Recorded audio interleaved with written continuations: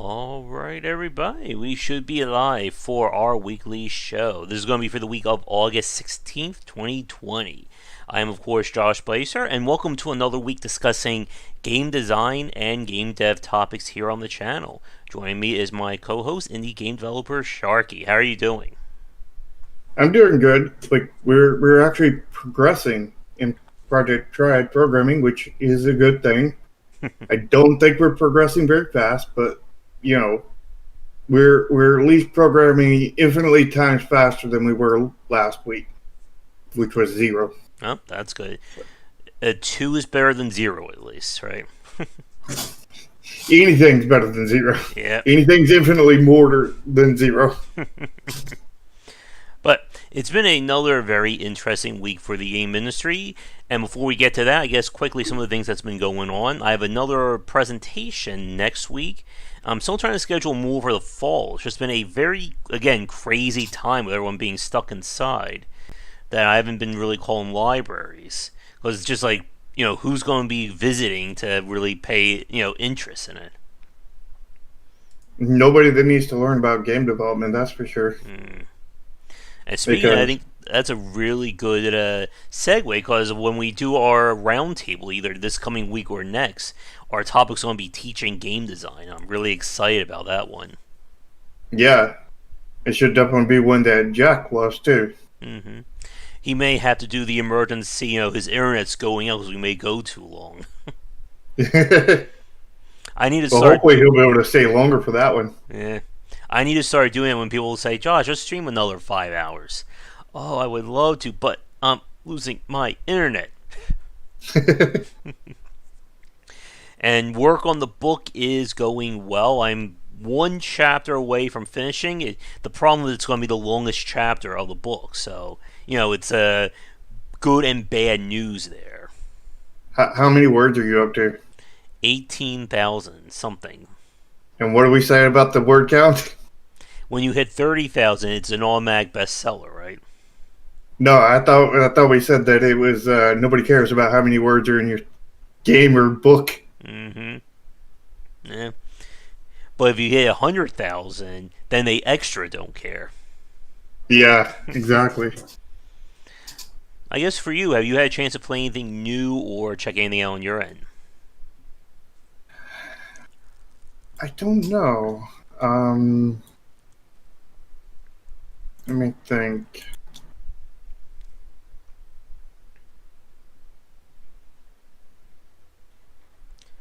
Well, I played a little bit of the Dungeon Quest Builders 2 demo. Mm-hmm. I'm liking it, but I don't know how far it can go. Yeah, I tried both demos, the first and the second one. It seemed like something really cute, but it wouldn't feel like something I wanted to spend $40, $50 to play. Yeah, the question is how much is after the initial linear part, or is it just all linear part, kind of thing. Yeah. If it's all linear part, then I would say that's pretty worthless. But if it's not, then maybe there's some value there. But one thing that definitely got me is they had the atrocity to do one of the greatest sins, and that's give you a custom character maker, even though they give you very little customization, just like hair color. They won't even let you do hairstyle, eye color, not even eye type, and something else. And in cutscenes, you're never that you never have those colors. It is just the default colors and everything that they give you. Getting really good use of personalization there. Yeah, exactly. Not to mention, like, they only give you 3 things to change. It's only color.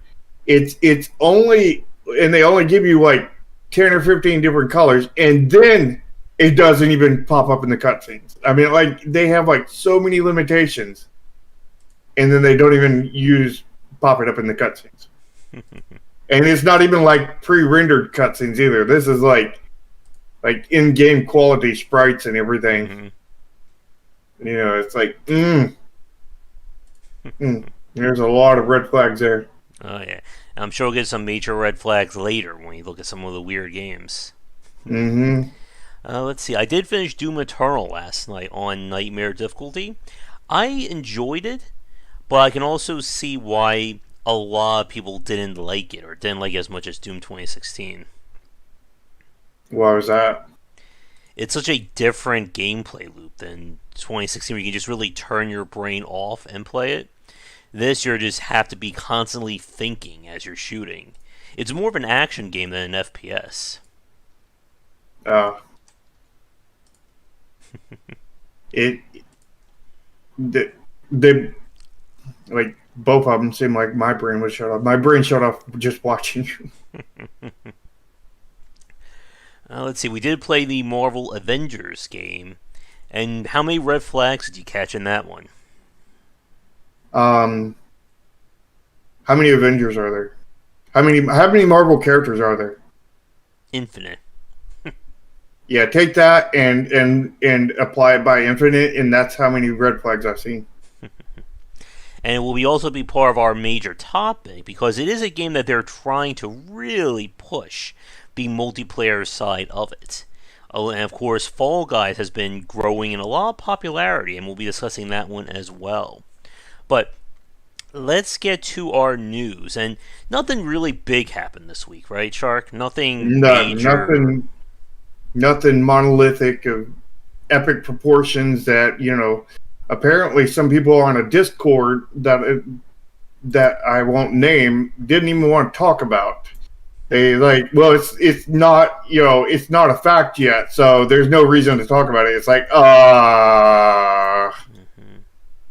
there's some red flags there. Yeah. Which it turned out that one of them was only a hobbyist developer, so they don't care. It doesn't affect them, so they don't care. Yeah. It's like, yeah, it might matter. Mm-hmm. Even if you're just a hobbyist, it might affect you. Because the fact is even if you're just a player, it might affect you. Mm-hmm. And of course, what we are talking about is Epic is suing both Apple and Google this week for kind of anti-consumer practices with their various storefronts. And in perhaps one of the most ballsiest moves I think we could see a developer do, they announced the lawsuit against Apple as an event in Fortnite using the commercial Apple used back in 1982 whatever to show how anti-business and corporate they were. I mean, yeah, it's clear that they were planning to sue him to begin with, and that they purposely broke the rules in order to get Apple to kick them out so they could sue them. I mean, it is obvious as everything that they purposely orchestrated this event. This is Epic Games planning and ballsy moves, and I've discovered something that Tim Sweeney or whoever's making the decisions up top is probably very ballsy. To the point of bad points through the Epic Games Store, but they're very ballsy to say the least, and this is one of the few things that I have to support them on. I mean, I ain't going to support them on breaking the rules, but I know why they did it. They and I am completely behind it, and that is weird for me to say because I'm usually not completely behind anything Epic Games does.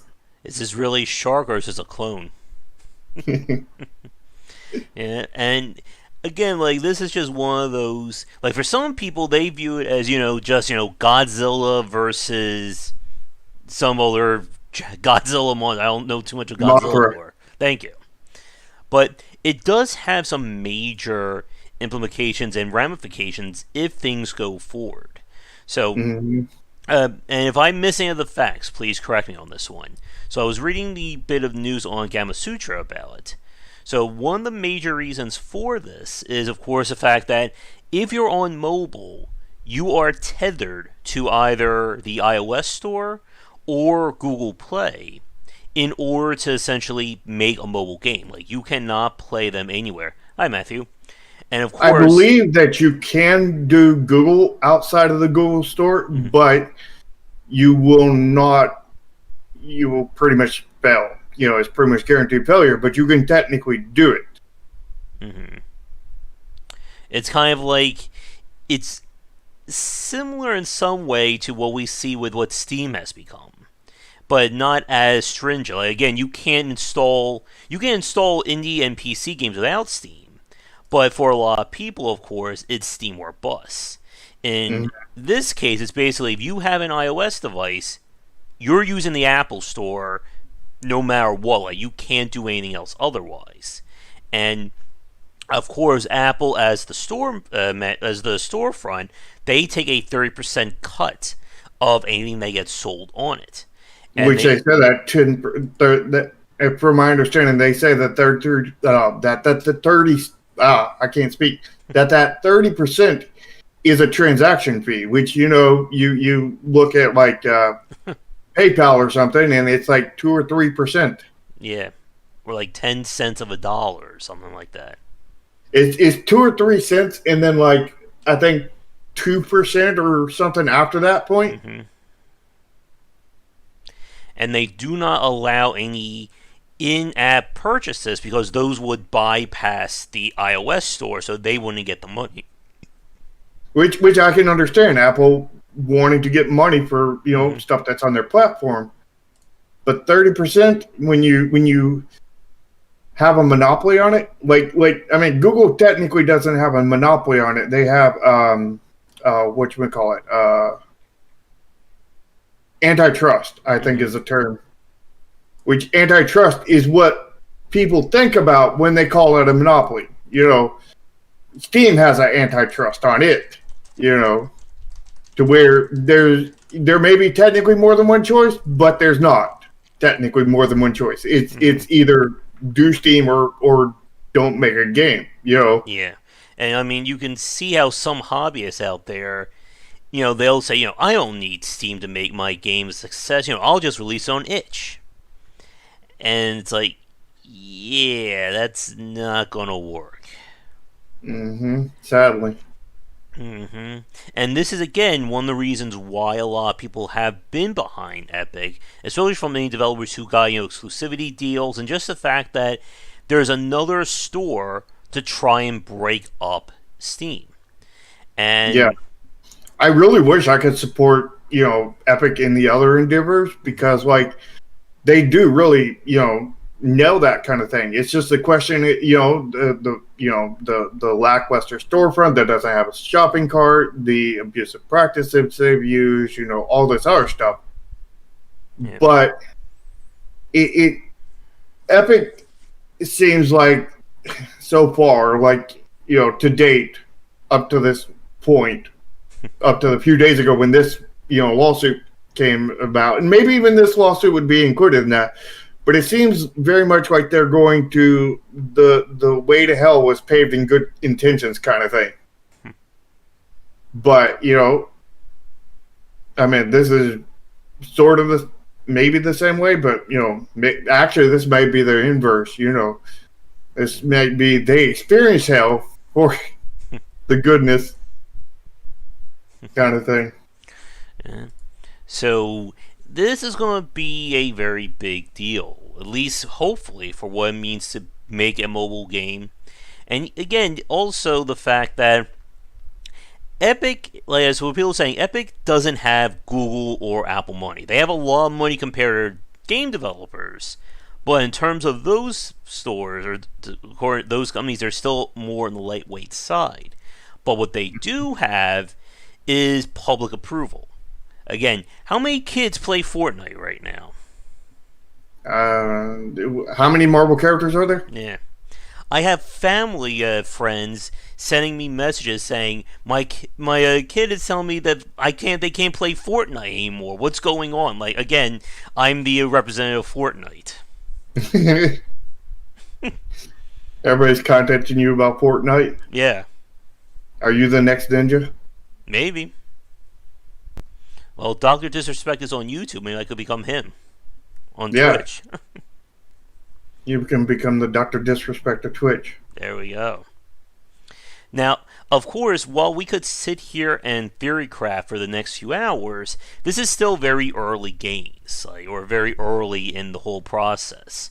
So, Epic has filed a lawsuit, and now we're kind of just waiting on what's going to happen. Will this go to trial? Will they try to sell this outside of a court and a judge?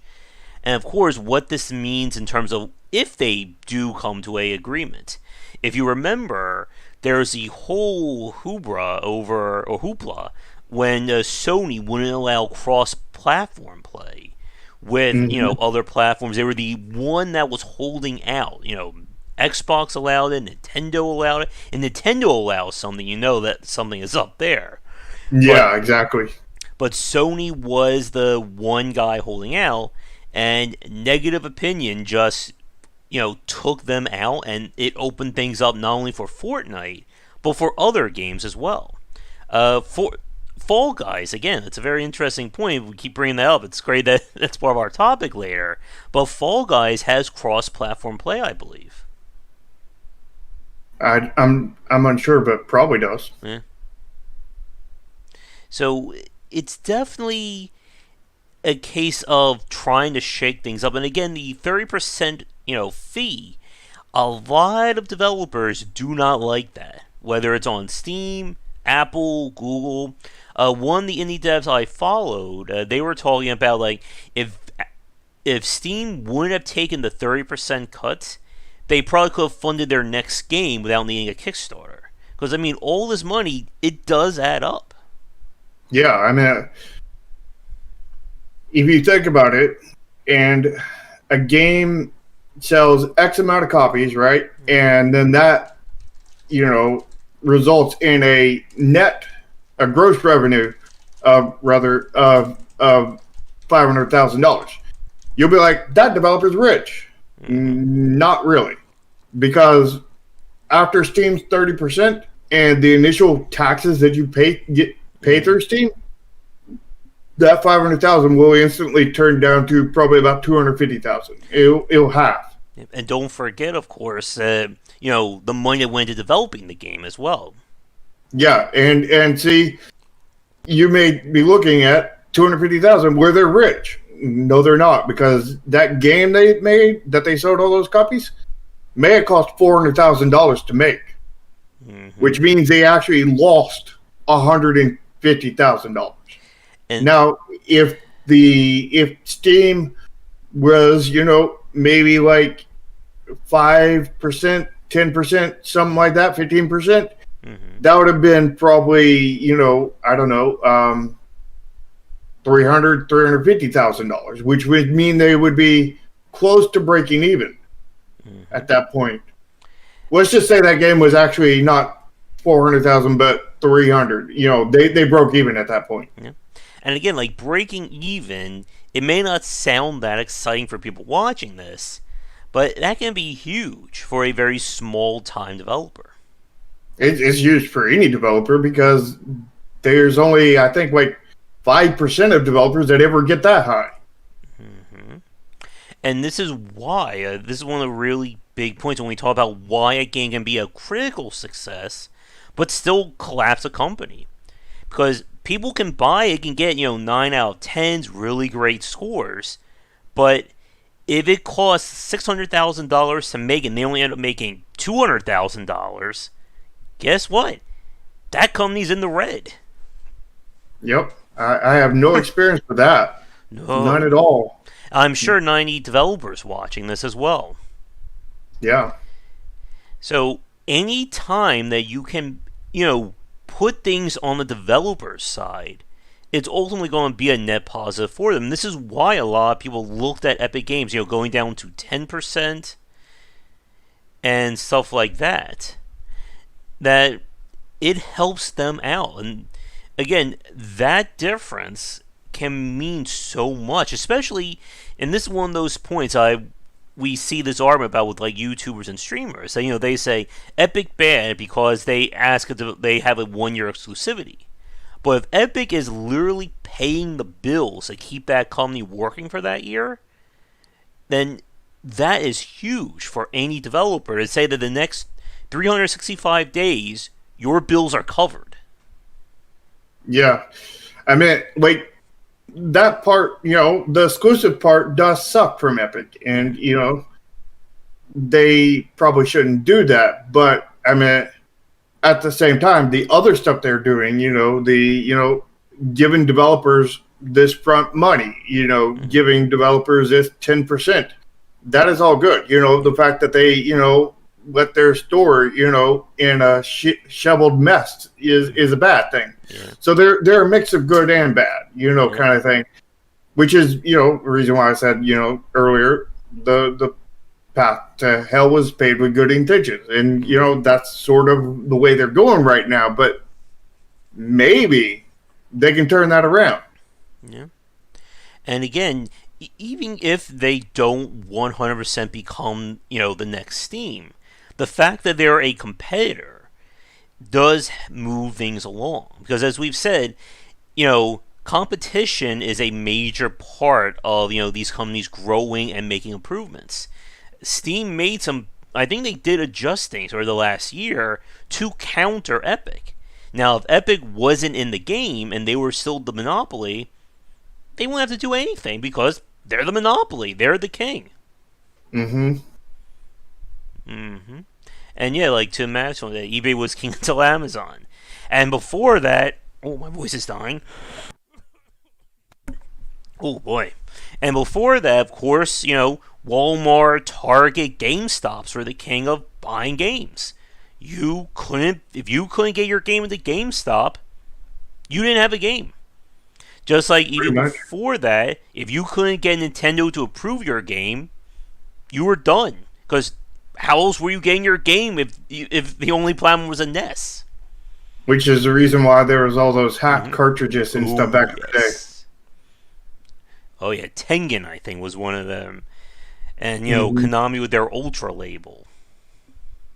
Which didn't the courts eventually find them for antitrust violations? Nintendo for that limitation. Something like that. Yeah, again, a lot of people still forget just how much of a bad guy Nintendo was back in the late 80s into the mid 90s. That's very weird, Matthew, that they had to. I noticed I lost a lot of subscribers. I'm not sure what is going on with YouTube. Great. And we can't even go to Mixer anymore, right?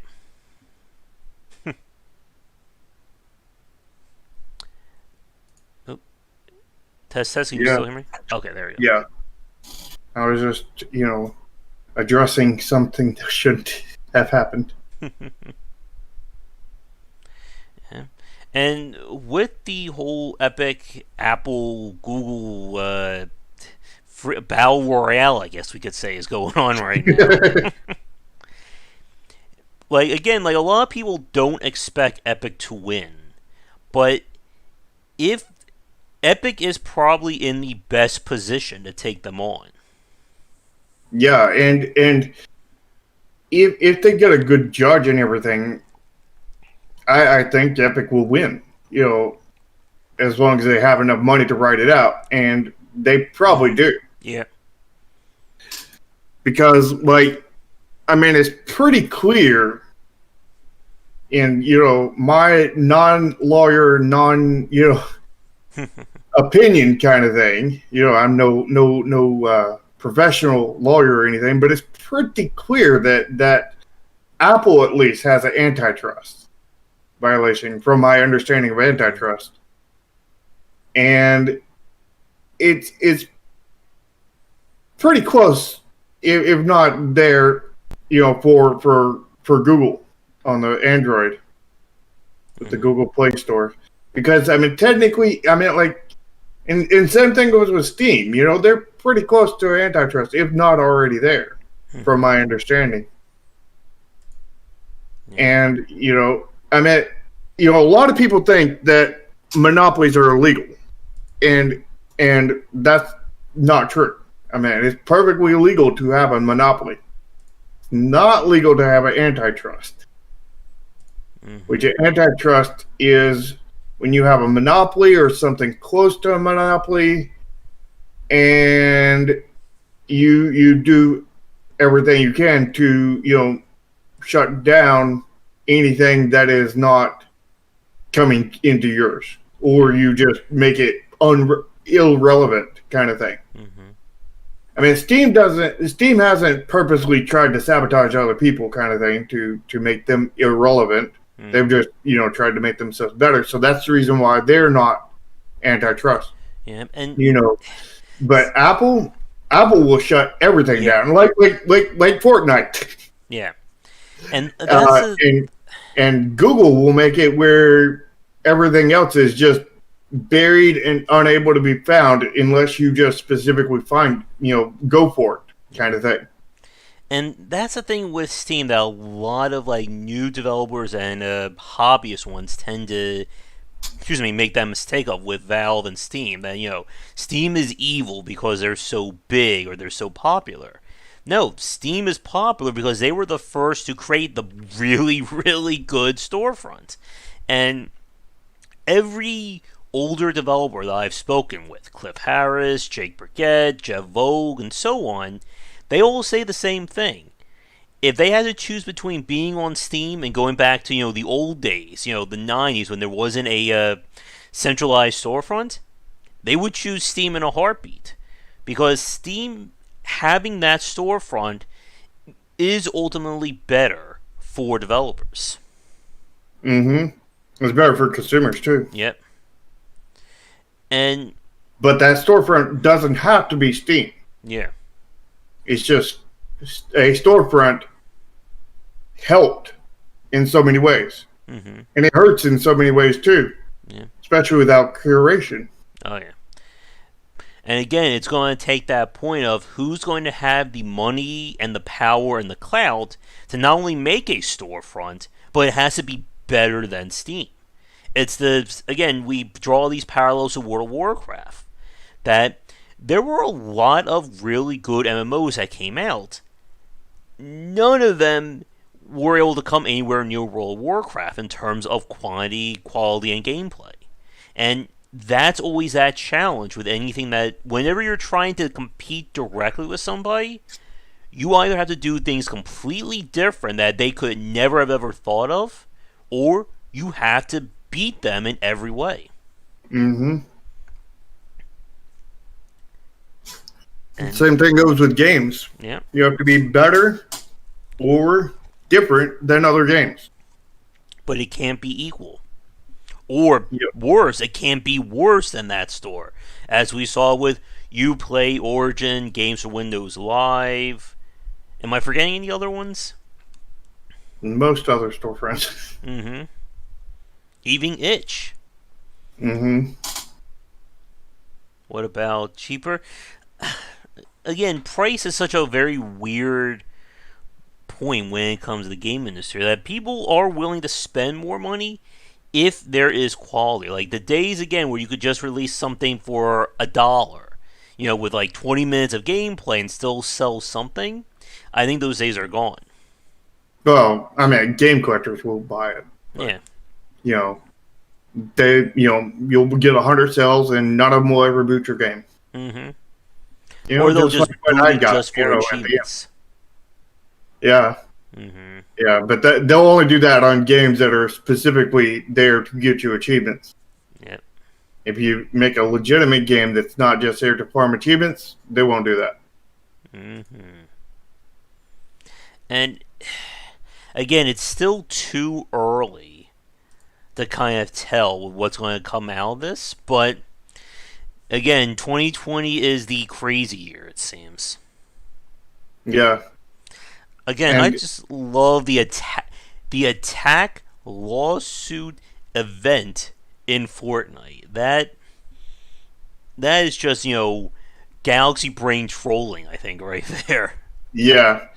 Oh, there is a small bit of other news that we have, that happened this week as well. And when I say small, it's massive. It doesn't really have much to do with games, or pretty much anything to do with games, but it is, worth mentioning. Mm-hmm.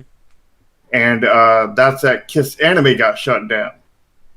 And to anybody who watches anime, Uh, they probably know that site because they probably watch a lot of anime there, or at least had in the past. Because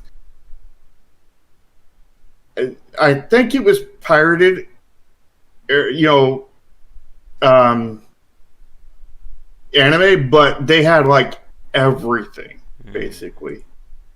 And now that it's gone, the other sites that have some don't have nowhere near that selection. They don't have, so potentially, a lot of anime just ceased to exist all at once. The older anime, because like you can't buy it in DVD, you can't get it on YouTube, you can't get it on Kiss Anime now that they're gone. So unless you have an old DVD of some really old niche anime, it doesn't exist anymore. And we probably lost tens of thousands of anime that way, just like that. This is like, we talk about game preservation. This was basically, I mean, it was illegal, but it was technically, anime preservation. yeah. And we just lost a whole bunch of it. Yeah, you know how I feel about preserving old stuff there, so that does suck. Mm-hmm. And I don't know anything about it, but I'm sure there's a lawsuit, and I haven't seen anything in the news. Exactly. I've seen a few articles, but nothing about a lawsuit or anything. But I don't see any reason why it was shut down otherwise. But it's truly sad. I mean, hopefully we can recover some of those old anime. Yeah, we'll see. Alright, but I think with that, let's get to our weird game. So we're doing things a little bit differently to kind of streamline the process. Shark and I have gone through our key mailers to see what crazy or good games are coming out in the next few days or weeks. And we're going to show them all, kind of picking like our top of this week. So instead of us just scrolling randomly. We'll see. Let us know what you think about this in the comments, whether you like this format or not. And hopefully this doesn't break YouTube, but we'll see. Or break OBS. It shouldn't. Okay, yeah, that's worse. So I can just switch between them. So where are we starting? Alright, there we go. So let's start, we'll kind of go in order from what we've chosen. So the first one is Insight Light, or as Shark said, Fog the game. Yeah. There's it's a fog really simulator of a game. I mean, you look at all the art. Even your axe is foggy. Exactly. Ghost will be found. Kill smoke. And they what was that old game they put fog in? Was that Silent Hill? Yeah, Silent Hill. Yeah, this is worse than Silent Hill. Silent Hill did it for technical limitations. This was, I think, done on purpose. Probably done out of asset limitations. Because it is probably an asset flip. A foggy one. Ooh. Yeah. Oh. Am I still there? Can you hear me? Yeah. My power flickered for a second there. Oh, that's not good. Yeah, I just seen it flicker here on the stream. Yeah. Well, thank you, power supply there. You have a UPS? Yep. Good. So this next one, Shark chose Ogre Tail. This one Doesn't look too bad. The style, that kind of pixel art look, reminds me a lot of that Fae Tactics game that we played last week or the week before. It's a very cartoony style, Yeah. but distinctly pixel art. And it's got Anime Girl, so that automatically gives it what, +5 for consumers. Yeah, except for Kiss Anime's gone now. So Uh, does that give it a +10 or does that give it a -10?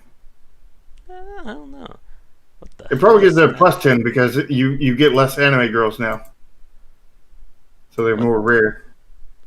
Oh, there's a GIF right there with the fighting the woman attached to a stork. That Hmm. is a gift thing. It looks pretty good. I didn't want to put in a key for it. It could be interesting. Let's see. Next one, Unit 404. And this game trolled a shark because he thought the website broke. Yeah, because it was a 4-4. The aesthetic looks clean, but again, this is what we've talked about before. It's so hard to sell somebody on puzzle games with It's a puzzle screenshots. platformer. It's Yeah. a puzzle plateformer. Well, those look like plates. Oh, it has 70 levels. It looks like they're one screen levels, so Yeah. it might not be so bad. Well, I'll put in 4. I do like platforming.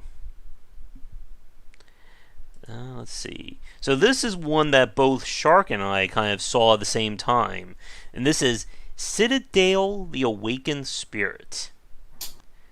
So the weird thing about this one, we scroll down, this is a direct sequel to a game called the Ancestral Strain.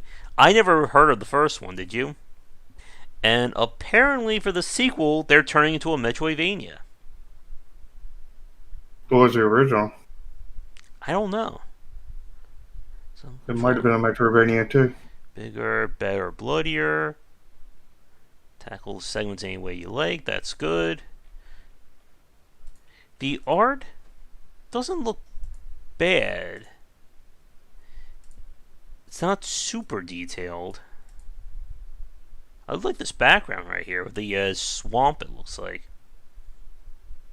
Well, it may be too detailed in some parts, Mm-hmm. and that's the reason why it looks bad to a certain point, or not the best. Rather, Why you do. you get what I'm saying, because it turns out Mm, that a lot of the reason why some pixel art doesn't look the best is because it's got too much detail in it. And mm, I think this is, and mm, I think this is, I think this would look better with a little bit less detail. mm. It looks a little busy in a few of these screenshots. Yeah, Yeah, it's episode 5, so that means there were 4 other games before this? Hmm, could be. okay. Okay, this is a shell core 1 to 8 player physics based egg centric party game. Whew. Yeah, this doesn't look like anything that recently came out. No. Mm, I don't know. Stream just went black for a second. uh Maybe that was your little thing through OBS. I don't know what that was, but oh.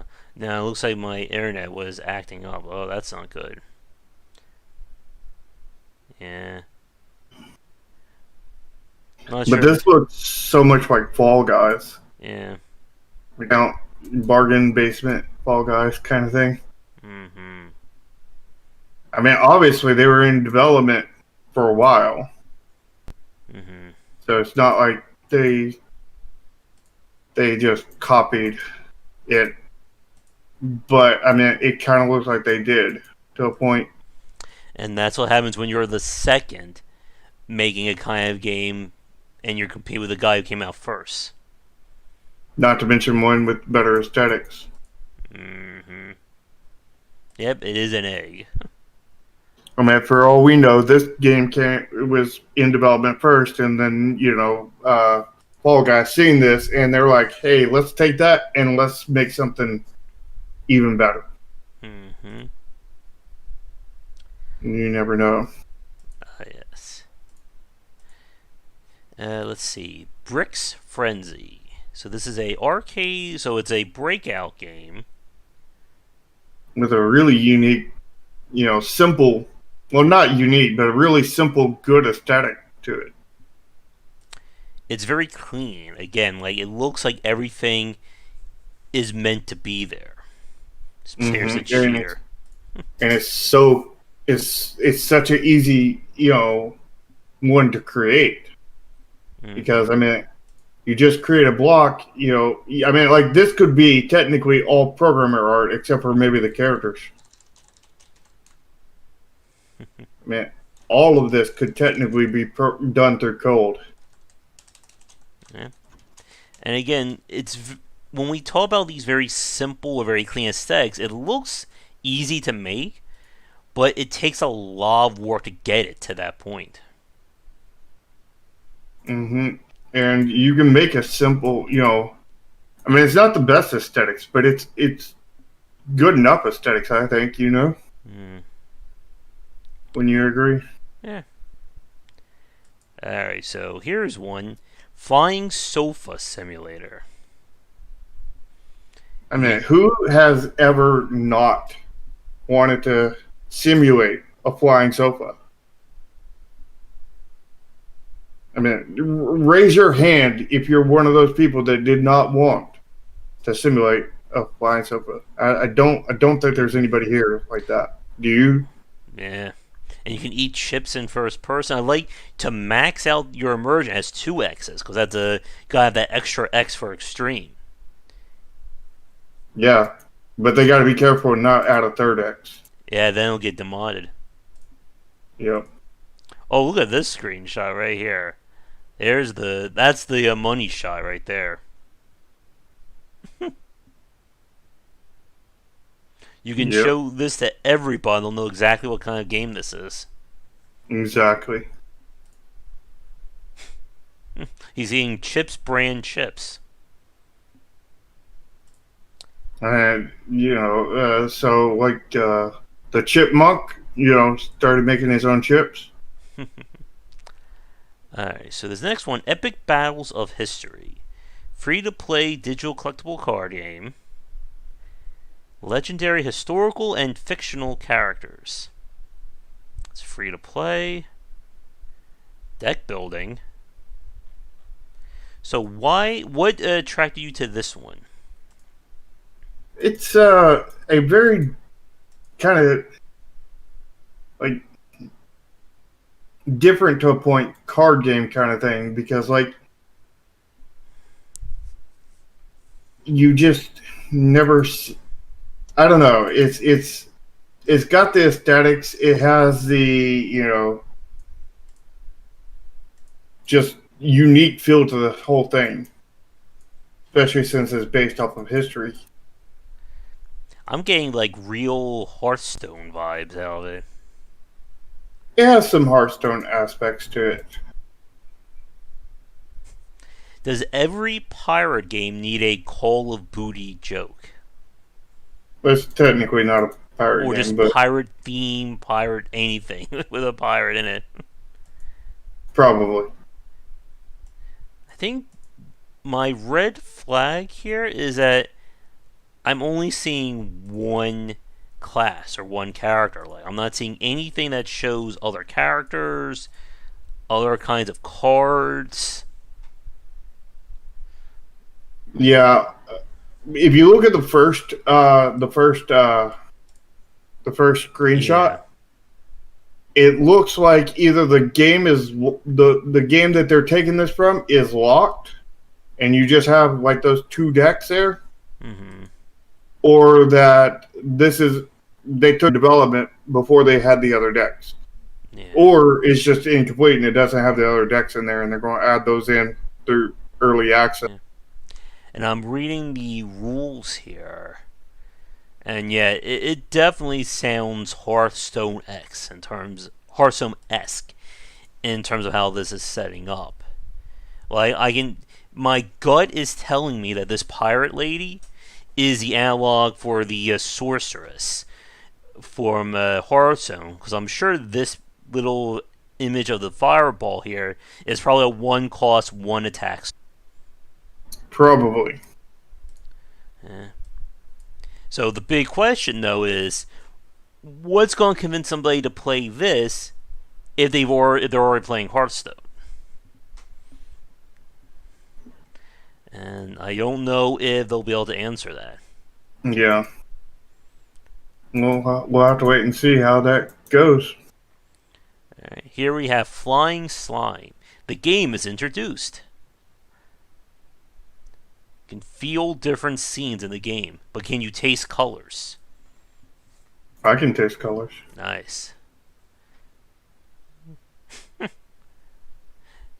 Oh, good. An image of a keyboard. That's what I want to see. Alright, so with the deepening of Shaoguan mode. Okay.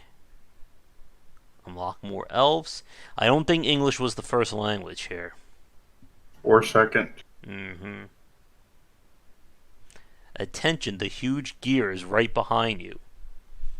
Okay.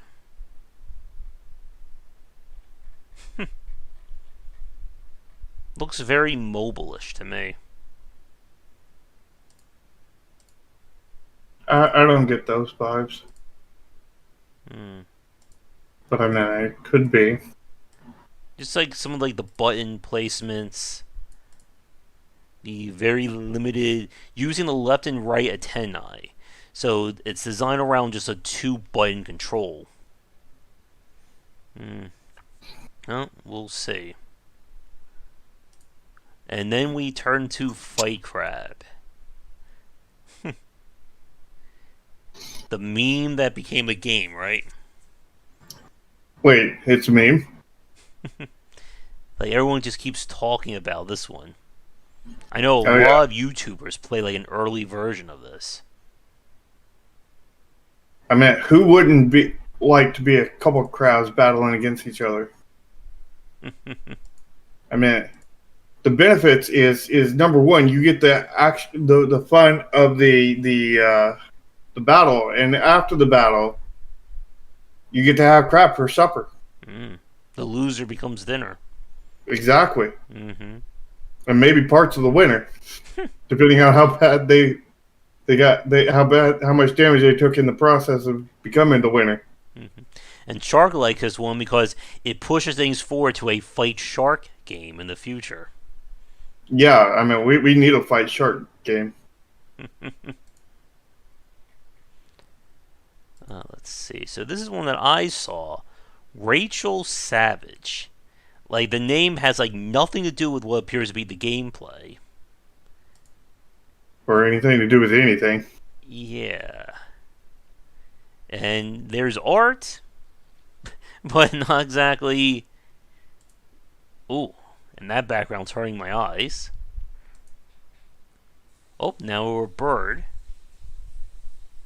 They definitely turned up the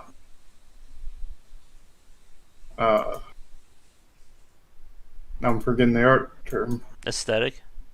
No.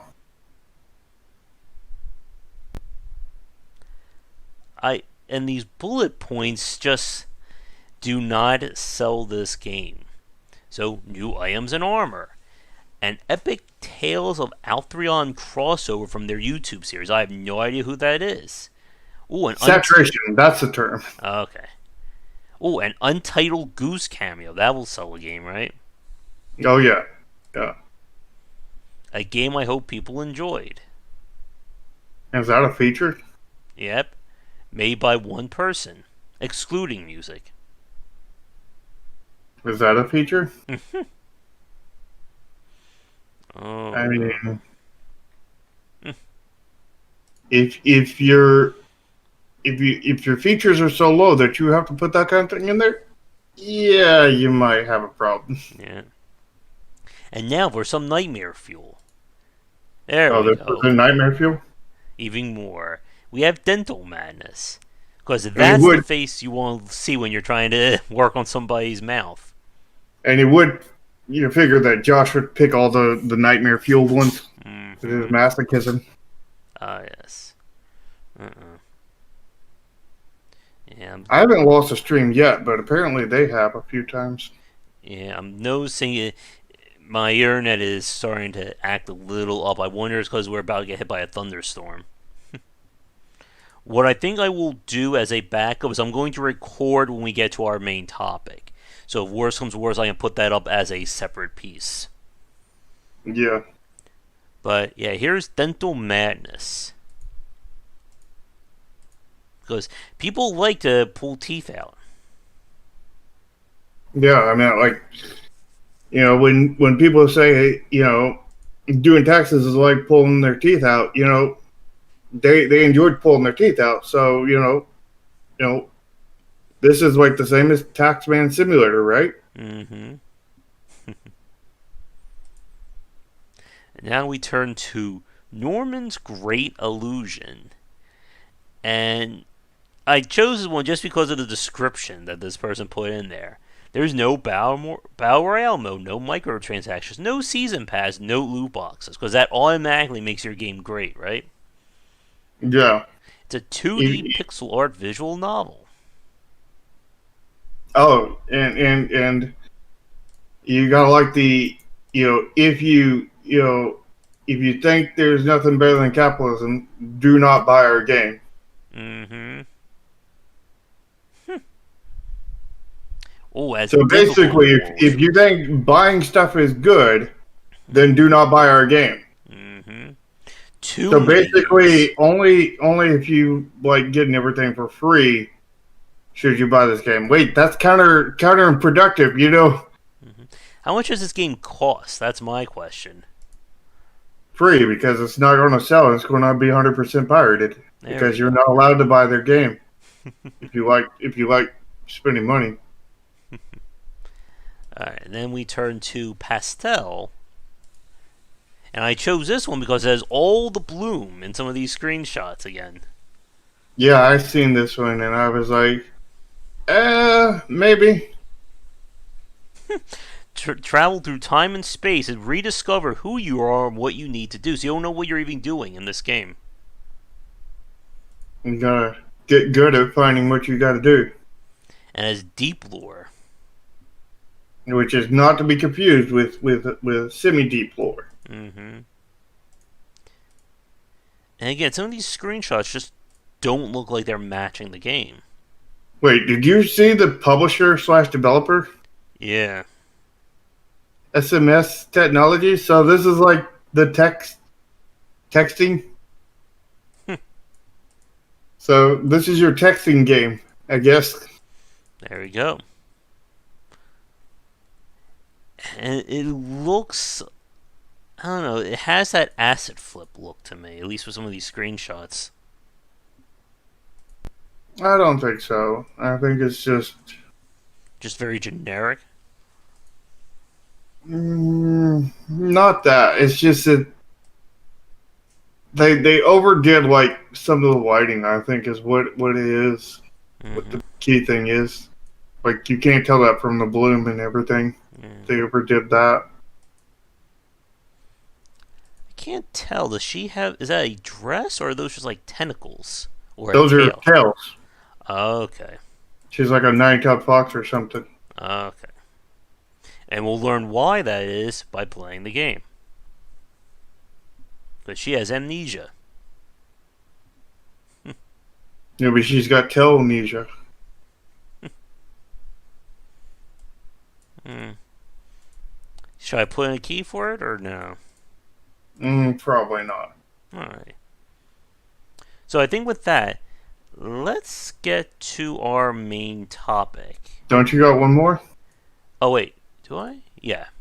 Crypt of the Gods? Oh, yes, this one. And this is the first screenshot they load up. Because this sells a game right here. Mm-hmm. Totally I sells the game. I think when we look at that Sonic the Hedgehog game with the guy just like sitting there like in a chair sleeping, had a better look than this one. Mm-hmm. At least you could tell what was happening. Oh, here's another one. Let's see. I think next time we need to mix mine and Josh's a little bit. instead of getting all the highs out with mine and the lows out with Josh's. I mean, you can look at this lovely screenshot. Oh yeah. Oof.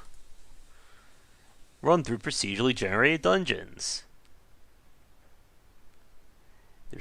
And all those words. Hashtag words. Mm-hmm. All right. But with that, just as a backup, in case my internet does completely die out, we can't connect to YouTube. All right. So, as we've said many times over, multiplayer is very easy to do. Anyone can do it in a day, right? Yeah. I mean, technically, right now we're doing it in 2 days. Mm-hmm. We didn't skip lunch. You should have. Yeah. But even though multiplayer is very easy to do, as we always say, there's the issue, of course, of what do you do after your game is out? Because one of the big things is we saw this huge push for multiplayer and multiplayer-oriented games over the last decade. Because multiplayer games are good at a longer shelf life. They can be sustained longer than a single-player game. A single-player game could be a 8 to 10 hour long experience and then you're done. Multiplayer can turn into dozens, if not hundreds, if not thousands of hours if you get hooked on a particular game. Although I would disagree with that because you can do the same thing with multiplayer. I mean, Oxygen Not Included. You mean 7 single Days player? to Die, Yeah. you know, those games did it without multiplayer. Although 7 Days to Die technically has multiplayer in it, but you don't have to play multiplayer. You can still get all the hours in it. Yeah. But multiplayer is definitely easier to get that time. And developers, especially publishers as well, really pushed into that in the last 10 years. With, everybody's favorite term, live service games. From Call of Duty, Battlefield, even stuff like Battle for Middle-earth 2 had a live service, but that was more of a single-player game. And Call of Duty itself is one of the more quintessential examples of this, with each year having a new version, having its own multiplayer system, the Battle Pass. We mentioned, of course, Fortnite earlier in this piece, and even with stuff like Marvel's The Avengers, that despite being a single-player game, they're really pushing multiplayer with the Warzone kind of model. And of course, the thumbnail for this section, or for our show today, Fall Guys. And when you do multiplayer right, you don't need as much in terms of gameplay complexity to keep people invested. This is something that we spoke, Rami and I spoke about in terms of player-generated content. That the player base creates the content for the game. Because you're always trying to compete with somebody. You're always trying to be the best, or have the fanciest castle, or be number one on the PvP ladder, or anything like that. And this stuff keeps people invested. More importantly, it takes a lot of the slack off of the developer to keep generating content. If you're making a single player game, you're trying to support that post-release, I hope you're going to enjoy making levels and more stages and stuff like that again and again. And it's why for a lot of these games that have post-release support on the single-player side, it is limited time. No developer wants to just be making patches for the same game for the next 10 to 15 years. They'll run out of content, they'll be driven mad. But I'm pretty safe to say that they'll be driven mad because, I got pretty driven mad, after work 3 years on our last game. Yeah. And with multiplayer, again, a new map in a multiplayer game provides so exponentially more value compared to an hour to 2 hour long single player mission, because that map can be repeated multiple times with multiple players. And but that's where random generation comes in and just solves all your problems, right? Of course, yeah. And then just make that procedurally generated, and then you have infinite gameplay. Yeah, infinite.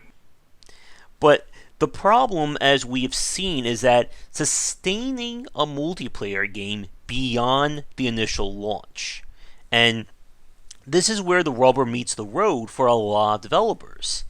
Because you can fail so many ways in this regard. And we've seen this. There are games that have really solid gameplay, but a horrible multiplayer architecture, so nobody joins, so nobody ends up playing, so the servers are dead, so then people don't join a dead game, and then the game dies. You could go the other route. You have an amazing multiplayer architecture, but your gameplay sucks, so you don't have enough content, so people leave, then you'll have a community, and your game dies. Or Mm-hmm. you have both, but you can't generate content fast enough, or you're not putting out enough updates to keep the game feeling fresh, so people get bored, they quit, and the game dies. Yep. And there's also there's several other ways. Like you can release a multiplayer game and have all the content you need, have all the good gameplay and everything, and just never get a community to begin with. Mm-hmm. Because and this is the big hurdle I'm facing currently on my multiplayer game, and that's if you don't have, you got a seed, you have to have a large enough seed community to begin with Mm-hmm. before you even launch your game. Because if you launch your game with zero seed kind of thing, Mm-hmm. then likelihood when people join, they're going to go looking for a match, and they're going to be looking for a match until somebody else comes and joins, Mm-hmm. which may be 30 minutes later, and by that point they've already deleted and uninstalled. Yeah. And then that person has to wait 30 minutes for the next person, and they've already deleted and uninstalled. And that person has to wait 30 minutes. And it's a whole bunch of people waiting 30 minutes, but nobody ever getting connected to each other. Mm-hmm. And that's the reason why it's important to have a seeded community, seed your community before then, which I think, just off of my initial evaluation, you need a 3,000 person seed. Mm-hmm. And that is a lot of people to get before you even launch your game. You got to get these people to Mm-hmm. be down for your game before your game even releases, which I think is the reason why that Fall Guys have done all those limited betas Oh yeah. to seed that community and get people on board, kind of thing. Oh yeah. I mean, Go ahead. I think that, like we had so many matches that would, there was like 100 players online at a time. So you would have 60 playing all the way through, and then you'd have 40 waiting there until the others got done, and then the first 20 would join, the first 40 would join that or something, and then you'd play all through that, and then the other 40 would wait for somebody to go all the way through, kind of thing. Or not go all the way through, but go to the point where they got eliminated, like the first 2 eliminations or something. Yep, and again, this is, like you said with the Fall Guys example, that is most likely why they did that, because you can't release a multiplayer game without any buzz or people playing it. For, again, a very obvious reason. If there's not a community, who's going to play your multiplayer game? Even if somebody comes to play it, they can't get a match because there ain't nobody to match against. Yeah. I mean, we saw it with that Lawbreakers, which at one point was down to, 62 people playing it worldwide. Mm. And it was, it required 100 people to do a match? I don't remember. But here's a pro tip for any developer watching. If you can only measure your multiplayer community in the dozens or in just 2 digits, your multiplayer game has failed. It has absolutely, positively failed. Which is exactly where mine's at right now, which is the reason why I got to get it up to 3,000 before we launch. And again, there's so much doom and gloom when we talk about multiplayer communities and sustaining these games, so you might be thinking, why the hell do developers go this route? Is this just the masochistic form of game development? And the reason why is that when multiplayer works, when you get all those points in check, these games sell like gangbusters. Like we've seen with stuff like Hearthstone, League of Legends, Dota, Fortnite, PUBG. What was that? Fall Guys. Yeah, Fall Guys as well. That if you can hit that mark, these games become money making or money making machines because you basically have that perfect storm of we can just keep developing stuff, keep people paying money, they're going to keep playing. We don't even need to develop as much content compared to some of the other developers. And as long as we can guarantee that there's enough people playing this game, it just keeps sustaining and giving us money. Mm-hmm. I mean, Which hopefully Project Ride will do. yeah. I mean, there's a reason why World of Warcraft has earned, infinity money at this point. Because they were at what? Over 10 years of what? Like, what was it? Like 14 million subscribers paying them $15 a month. Mm-hmm. That's not much money. Now that's pocket change, right? We can make that in a day. Yeah. We make that an hour if we skip lunch. Yeah. But part of the problem, one of the reasons why I wanted to bring this up as our major topic for today, is how do you sustain a multiplayer game? So we've been talking about the idea of having a community after your game is released, but another major point about this is designing content. And this is again where a lot of these games can suffer from. Because content when you're designing a multiplayer game is different than a single player title. In a single player game, content can be it's very curated. It's meant to be something that you're designing it around very fixed experience. It's something that's supposed to be done perfect along those lines. In multiplayer, you need to design something that can be replayed, almost indefinitely and keep people engaged. Mm-hmm. And so you need that. I don't know what would be the correct terminology, but you need that cycle that will just let it repeat, which basically you need a lot of variability. And, some of that variability will come through being multiplayer, but you need that variability through multiplayer to also have a variability of its own kind of thing. Mm-hmm. Because, like, if it's multiplayer, but the only choices are rock, paper, and scissors, yeah, there's not very much variability in there. So no matter who you're playing against, I mean, it's going to be pretty much not much different than playing against a bot kind of thing. Yeah. Or if you're designing a map and instead of it being a green background, it's just the same map but with a blue background, that does nothing. Yeah, that's not really any variability. Yeah. So you need, some variability will be provided by the players, but Yep. that will only work if you have variability in your gameplay. Yep.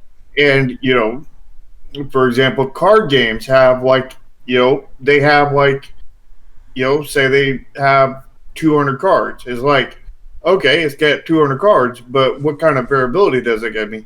Well, you can take those cards and you can run up to, 3 or 4 copies of each card in your deck. That's 60 cards. So you build a 60 card deck that only has maybe 20 of those cards, maybe a few more than 20, maybe a few less than 20, something like that. Yep. And now you've got, well, if you just looked at it, linearly, you've got 10 different decks, because you can put 20 into 200 10 times. But the fact is you have so many combos between them.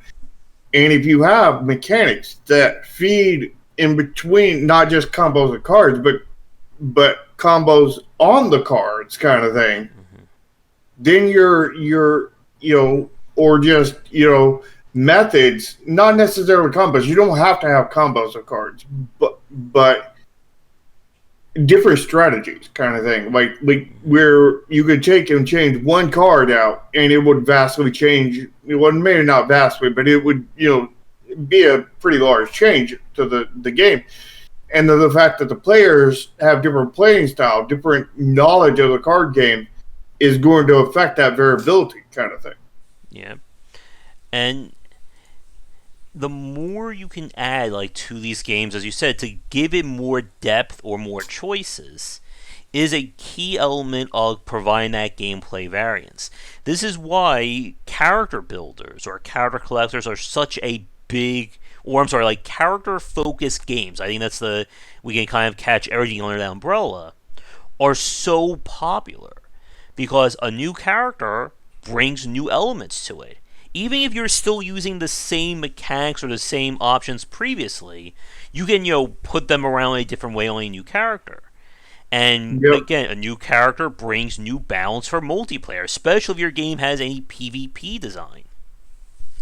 And it doesn't even have to be all that different because if you think about it, you know, this card with, 5 attack and 10 defense, you can, just do a different character, same exact card, same exact mechanics, same exact everything. But this one's got, 10 attack and 5 defense kind of thing. It's the inverse of it. And just between those two cards, they're vastly different. Yeah. Because you think about it, you've got 10 attack. It's like I can destroy basically anything, and this one's got like 10 defense. I can basically stop anything, and then it's like, well, this one's only got 5 defense. This one's only got 5 attack. So like this one can be taken out easily, and this one doesn't have very much attack. If you're dealing with like elemental like things, you could have somebody who's fire to lightning and somebody who's lightning fire. It's and again, like the beauty about this, as something that I say about these kinds of multiplayer games, is that a lot of them can be designed around almost indefinite progression, indefinite content, or infinite, because you can just keep extending these elements. But the downside about this is that for every new piece of content you put into your game, it has to be factored with everything else in your game. And suddenly, all that stuff that people spend, hundreds of dollars trying to collect on a banner or buying the best weapon or the quote unquote best weapon, that doesn't work anymore because you have new stuff. And I think you can only really get away with this a few times before people start realizing, hey, that ultimate weapon you just sold me for $20, you're going to pull this same scheme again next month, aren't you? Yeah, I mean, some multiplayers definitely do go that dirty route kind of thing. And I don't like that model to where you're, directly selling stuff to give people advantages. Well, I mean, that is like, if we had to rate, pay to winness on a scale, that's like 100% pure pay to win right there. If you are literally giving people power advantages if they give you money, that's pay to win. I mentioned the Arknights example. I mean, this was 2 weeks ago, where people are shocked. Hey, they just sold an exclusive new limited time character and it made like $3.2 million in 24 hours. I wonder how that happened. Yeah, and you'd be surprised that the pay to win is not the worst monetization. It's like the second worst monetization. It's the most hated monetization. But surprisingly, the most abused is actually the most loved, and that one boggles my mind. And that one's cosmetics, because so many things about cosmetics. They're just like it's bullying for the internet age, basically. It's giving people a reason to bully other people. Like most people who are adults and everything don't have to worry about that kind of thing. They don't have to worry about being bullied kind of thing, Unless you're being told get good on stream, right? Nah, that's just because they need to get good. Yep. But they don't. They're abusive in bullying, because like if you look at Fortnite, so many kids are like, "Oh God, you're running the stock thing. You're not our friend anymore." Or you're not wearing the latest season offerings or the season cosmetics. And the thing about cosmetics along these lines is that they're even better in terms of price or profit to content because there's no gameplay attached to most cosmetics. You don't need to worry about balance between a yellow hat versus a blue hat. You can just have somebody come up with that very quickly or quote unquote very quickly, slap $5-6 on it, and you have a new money maker. What about the black hats? Oh, those are they have to be $10. They have to be epic. Nah. Like they have legendary. That takes like the whole Marvel Avengers thing. They're selling. What the hell is the difference between a common and a legendary costume? If all you're doing is just changing what symbols on the character's chest. Yeah. I mean, I will. The only thing I can think is how rare the drop rate is. Mm-hmm. Yep, and I mean, you have to think about like the one I guess quote unquote good example of this would be like Riot with their premium costumes, where it's not just we're going to just change the color palette. We're going to give the character a completely new look, completely new sound effects. Like that legitimately gives it a little bit more value. It also, of course, opens things up to more bullying. When it's like, oh, you're only using the blue palette. I'm using the super fancy limited time devil suit palette or costume. Yeah. Which is the reason why in my multiplayer game, I made it to where the cosmetics are bought with the free currency. Mm-hmm. I made it to where basically everything is bought with the free currency. Yeah. But how do you make money, you might ask? By allowing people to buy more free currency and buy a few other things that, they get a bulk deal on because they're buying it in bulk. Yeah. And you're not going to put like 10 different currencies in your game, right? Nope. There will be the only currencies I will have is the free currency and whatever currency you're going to pay directly from wherever you live. Okay. The money currency. Yeah. I mean, I tried this other mobile game, Fate Exo. It's another like RPG like character collector game, and they I think have like that's based on Fate Stay Night. I don't know, something with like with with Artheria. no. I think I said that name. It could be a different name. Exo's Hero, I think it could be. And this game was like 15 different currencies. There's a experience currency. There's a equipment modifier currency. There's the free currency, a premium currency, a currency for something else. And it's just hitting you over the head with all these different things for you to buy and again try to compete with your attention. Yeah, that's what I'm talking about right there. Is that not it? Could be a different one. Again, there's so many mobile games. There's like 10 to 15 different games based off Bleach, I think, and 8 to 10 on Dragon Ball. Yeah, which I'm playing when I'm based on Bleach, and I'm hooked. And to bring us back to the content side of things, as we said, like character collectors, and that's how we got on this little rant, are very popular because you kind of get the perfect package. You get a new character that gives you gameplay. You get somebody that looks different, that gives you the personalization aspect of it, and you can also get the rarity. If you attach that character to a limited time purchase, a very rare banner, anything along those lines, it generates value that people want to try it on. And this is why, for a lot of multiplayer-oriented games, they go for that route. When the character is part of the gameplay loop, it works the best. Yeah. And, rarity is something that, you're going to have in almost every multiplayer game.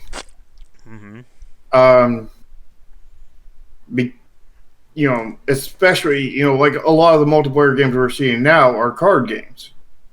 And a card game isn't a card game unless there's rarities. Yep. That's just a part of the core gameplay loop kind of thing.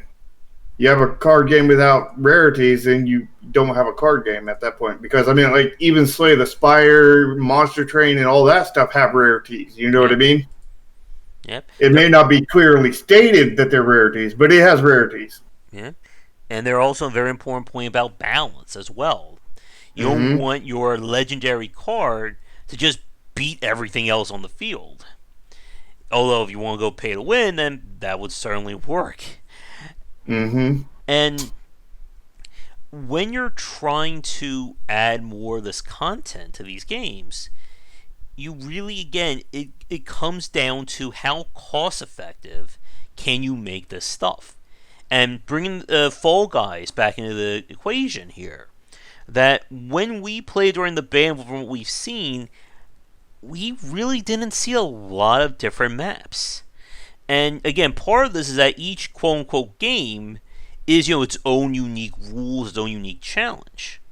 But again, if I'm already like day one getting multiple repeats of maps, that's not a good sign. There's something easy they could do to do that, and that's introduce rule sets that change how each map plays, Yeah. and also introduce more maps Yeah. And you because are. those maps didn't look too hard to make. Yeah. And this is the important point, like for the people watching this right now. You are going to need to continue to work on your game past launch if it's a multiplayer title, especially if it is a multiplayer game. Because Unless it fails in the first week. yeah, then you're good. That's the good news, right? Yeah. And the reason has to do with the idea of a meta. And this is something I'm sure, Shar, you are well aware of, making a collectible card game. But Mm-hmm. anytime you have fixed elements in a game, it creates an established pattern for how that game plays. If, the Zergling Rush in StarCraft is the de facto best opening, everybody's going to use it. If so and so card is the best playable card of turn one, everybody's going to want that. If so and so character in a character collector is the best one, they're going to want that. And what ends up happening is that you're going to end up with a case with everybody either using the best option or everybody using the counter to the best option. And then suddenly those, 500 cards, 400 characters, whatever you have in your game gets boiled down to two. And Mm-hmm. two is not how you create variance in a game. Yeah, I mean, like in the last set of Magic the Gathering that I played, like white was really OP. It's just like you can't play anything. Like you try to play a card, nope, you can't play. And blue was kind of the same thing, but different to where it wasn't as you can't play a card. It was just like you can't play some cards, kind of thing. Mm-hmm. And some people would run a white blue combination and just says, yeah, anything you can't do anything. You're just waiting for us to slowly eventually kill you eventually somehow, kind of thing. And I hated white, and I still hate white because of that, and blue. And there was counter decks to that, and I didn't particularly like the counter decks either. So I made my own deck, which was a combination between red and black that didn't counter it, but it did beat it a lot. Because it's like, yeah, while you can get rid of a lot of my stuff, I have a lot of stuff to get rid of, so there's likelihood you're going to burn out, and then once you burn out, I can just right all over you. That was a bad sound effect. I can just slay you, kind of thing, because you're going to run out of gas. And people who did not, were not experts at that deck, which was a lot of people, because a lot of people just got that, from some YouTuber or some deck building website and just built it, kind of thing, Yeah. and didn't know how to control it. They would instantly run out and just, die, pretty much. Mm-hmm. Where the people who actually knew how to play the deck and everything, they would rather, yeah, I see this as a linchpin right here. I'm going to take this out, get rid of this. This is the issue see, I built my deck to have like 10 or like there was like 10 different linchpins. So like they had to identify the linchpins and then they had to take them out. And the thing is that I had enough linchpins that they couldn't take them all out, period. But a lot of them doesn't even notice the linchpins until it's too late.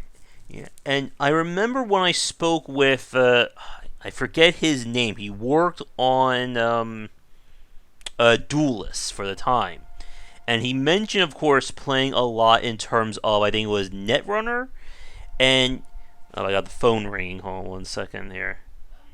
There we go. So he had a lot of. There was at the time a lot of people were building their decks around again the meta.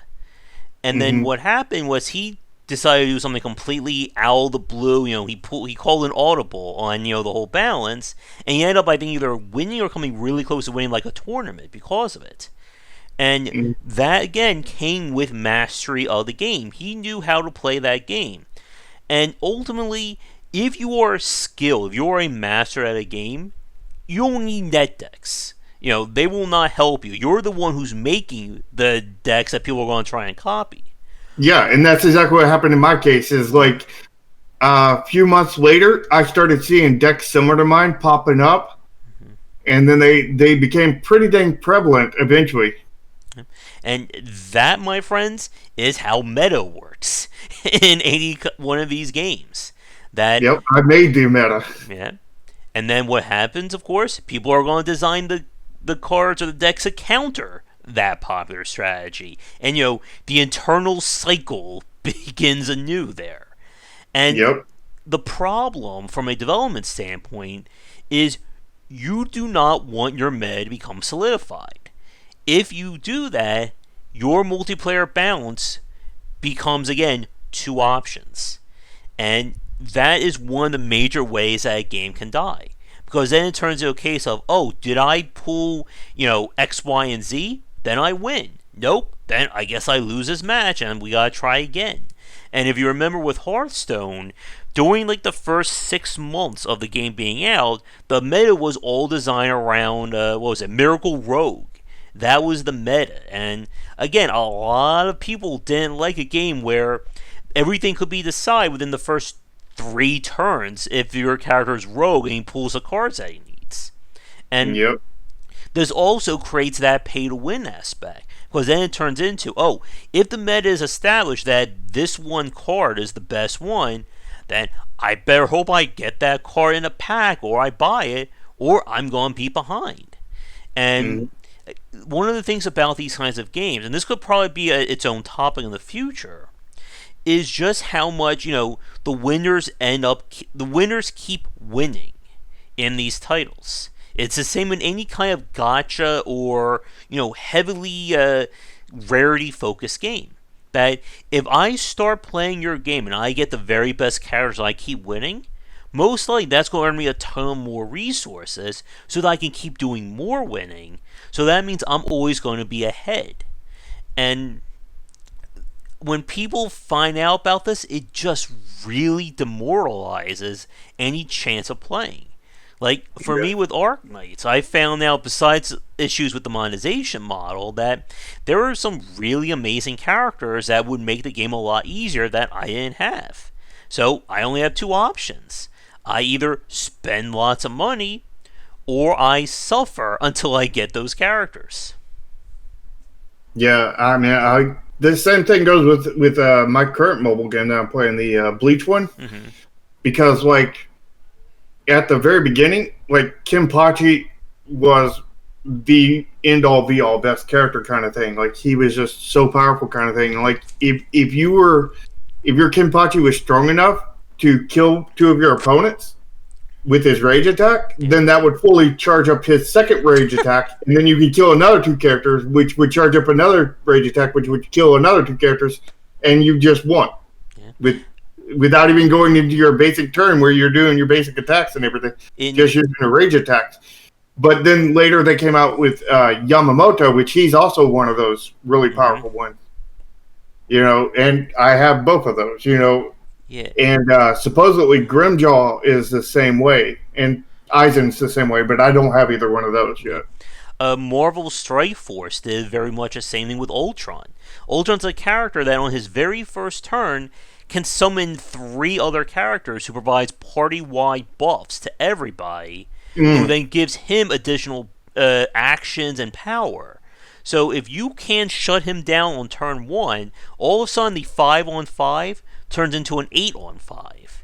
And not only yeah. that, but Ultron, when he gets summoned, gets a free revive. So even if you do kill him, he comes back to life immediately, so then he can then use that power. So Ouch. they create, after like a year of this, Black Bolt was introduced into the game. And Black Bolt's power is that he can, any character who gets summoned, he will automatically kill. And anyone that he kills like that cannot be revived. So it's essentially the anti Ultron character. But guess Except for what? you just play another character before Ultron, let him take out that one, and then you play Ultron after that. Oh no, it works by. That's his passive, so it activates at any time. So he is Oh just wait. definitively the Ultron counter. But Oh. he's also the super hard. He's one of the legendary characters, so you need to farm five other characters and wait for his event to get access to him. Mm. So somebody who has both Ultron and Black Bolt on their team is going to be nigh unstoppable. And this is a sure sign, like for any developers watching this. Like, this is how you can tell when there's a major imbalance. When people end up saying that the only way you can beat a character is with a stronger version of that character. That right there completely destroys the balance of your game. Yeah. And that's one thing that I have definitely struggled to make sure in my game, Project Triad, that you can't do, because the fact is that the the the number one way that things get set off balance in that way that you're talking about is becoming unbeatable kind of thing. Yep. It's not so much that they're really strong attacking; it's that they're you can't get rid of them kind of thing.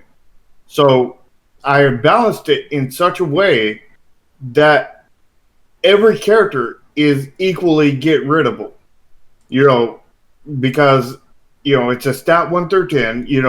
No matter what stat they have, or 1 through 9 rather, no matter what stat they have, there is one number equal to it. So there's a yellow that will beat it, and there is 8 numbers that are either higher than lower than it, which means either a red or blue will beat it. Now, then there are powers that can manipulate this and bring them back to your hand and such. Mm-hmm. But that's not them not being beaten. That's them returning back to your it's after they're beaten, basically they return back to your hand kind of thing. Mm-hmm. That's a power, which I meant like all the cards. Well, not all the cards, but a lot of cards have powers, and that's a different issue entirely. But like every card is just as beatable as each other, kind of thing. And like, while Time Traveler does have that power that brings them back to your hand, and you can replace them, kind of thing, they're still just as beatable the second time. Yeah. And that's the thing you have to worry about when we talk about this kind of balance adding new content.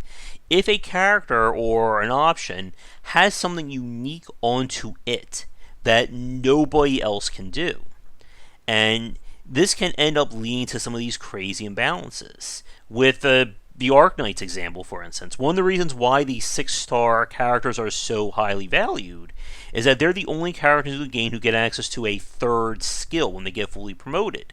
And some of those third skills are just like, oh my god, it's going to make this map 1,000 times easier. And nobody else gets access to that. And again, when you create these situations, when something is unique, has an advantage that nobody else can do, or is just downright, near impossible to deal with, it creates it creates those established metas. And then your Yeah. only options are two. You either nerf that character, which in turn is going to piss off the people who collected them, or you have to introduce a counter. But then what happens if that counter becomes so good, then the meta solidifies around that? Well, I have a technique for that. Mm-hmm. Is we can, if that does happen to me, kind of thing, in our development kind of thing, what I'm going to do is ask the community, would you like me to debuff the card, or would you like me to ban the card? These are in tournament play. Mm-hmm.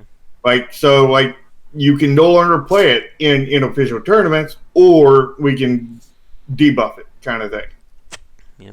I know And with let the Smash they've done community that. choose. Yep.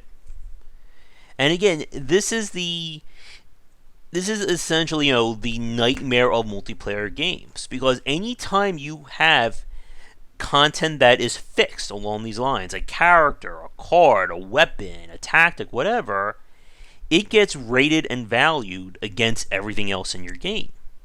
And unless you change it, it becomes a known fact. Again, with Marvel Strike Force, it became a fact that Ultron, Black Bull, Nick Fury were some of the top tier characters because of how unique they were compared to everybody else in the game. So when you try and play against somebody else who has those characters and you don't, you're basically done unless you've built their entire counter. And this But you is don't have their counter because their counter is those cards. exactly. So I hope you like spending money. And Mm-hmm. again, this is another problem with these kinds of multiplayer games, that you cannot introduce solutions that involve spending money.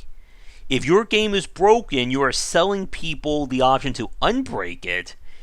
Nobody's going to like that. Well, they're selling the breaking it, and then they're selling the solution to the breaking it. It's an arms race. I say that many times when we talk about these things. You're making your own game into an arms race. Yep, and that's not a good thing to do. Nope. Now, uh, let me check our time. I think we'll probably wrap things up in a few minutes because I don't know what's going on with the internet and such. But I want to bring this back to content. I kind of like from part of my final thoughts on this, and I'll throw those over to you.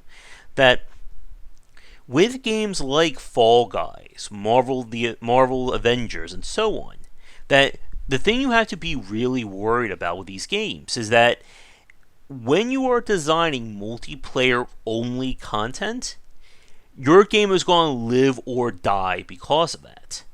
Mm-hmm. And this is why the community is such an important point.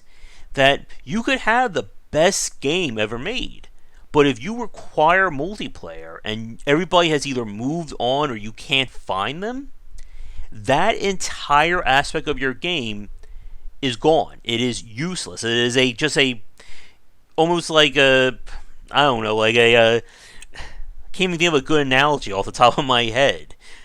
Like we see this with Doom, for instance. That Doom 2016 and even Doom Eternal was shipped with a full-on multiplayer component that nobody really wanted to play it because they play Doom for single player. And that is all just wasted money and effort that could have gone towards something else. Right. And I have so many people, come to me and be like, hey, if you're worried about player numbers, why don't you just add single player so that if you can't play multiplayer, you can at least play single player? Well, because if I add a single player, that guarantees less people will play the multiplayer, which will guarantee that I will probably have issues with the multiplayer, which with the single player being, like it's a multiplayer focused card game. I mean, like an AI isn't going to give you the challenge you're looking for, kind of thing. Or with a Payday, that the AI was never able to do any kind of advanced tactic in that. Yeah, I mean, it probably won't be a single player Project Red. Probably won't be as bad as the Marvel one where Hulk was running against the wall doing nothing the entire time. Mm-hmm. But it's not going to be anything compared to just straight up multiplayer. So the best way to have multiplayer have a chance of surviving is to leave out a single player mode. Yeah.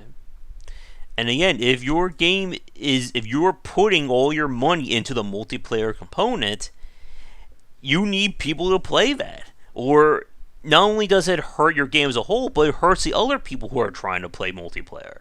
You may have, 15 to 20% of your fan base wanting to play that multiplayer, and they're not able to find anybody.